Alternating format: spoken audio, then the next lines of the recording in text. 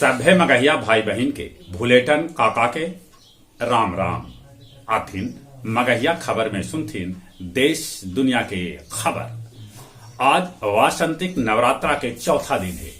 भक्त सभे करतन मां कुसमुंडा के पूजा।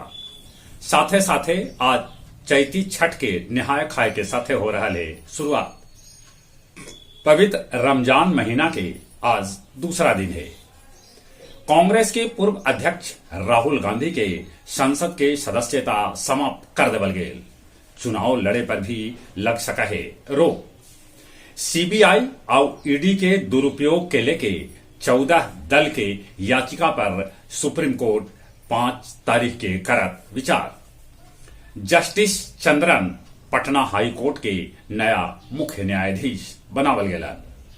गृह मंत्री अमित शाह छत्तीसगढ़ में शहीद के दिलन श्रद्धांजलि। आज सीआरपीएफ के 84वां स्थापना दिवस में लेतन भाग। झारखंड में धूमधाम से मनावल जा रहा है सरहुल। आज बिहार के उप मुख्यमंत्री तेजस्वी यादव ईडी के सामने पेश हो सका है। समस्तीपुर के हरपुर महमदा स्थित ग्रामीण बैंक से 11 लाख रुपया लुटेरा लूट लेलन। मुजफ्फरपुर जंक्शन पर खाड़ गरीब रथ एक्सप्रेस के एगो बोगी में शॉर्ट सर्किट से लग गेल आग। पारासोल द्वीप समूह मामला में चीन अमेरिका के देलक है परिणाम भुगते के धमकी। स्पेन के जंगल में लगल है भीषण आग। पायलट विवादास्पद कानून पारित होवे के बाद नेतन्याहू के विमान उड़ावे से कैलन मना।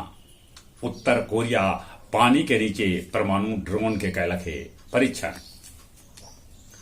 गया नगर निगम में 401 रुपया में खरीदल गेल एगो सीटी जे डोर टू डोर कचरा उठावे वालन मजूर बजबहत।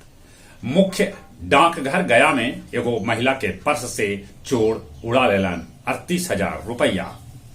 डोभी चेक पोस्ट पर अवैध वसूली मामला में 2 होमगार्ड और ऑपरेटर समेत दलाल के कैलक पुलिस गिरफ्तार। और अब कुछ खेल के समाचार। WPL के एलिमिनेटर मैच में मुंबई उत्तर प्रदेश के 72 रन से हरा के फाइनल में जगह बना लेला। अब दिल्ली के साथ मुंबई के फाइनल में मुकाबला होए।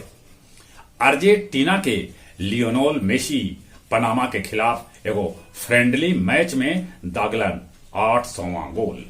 निशानेबाजी में विश्व कप में रुद्राक्ष पाटिल कांस्य जीतलन।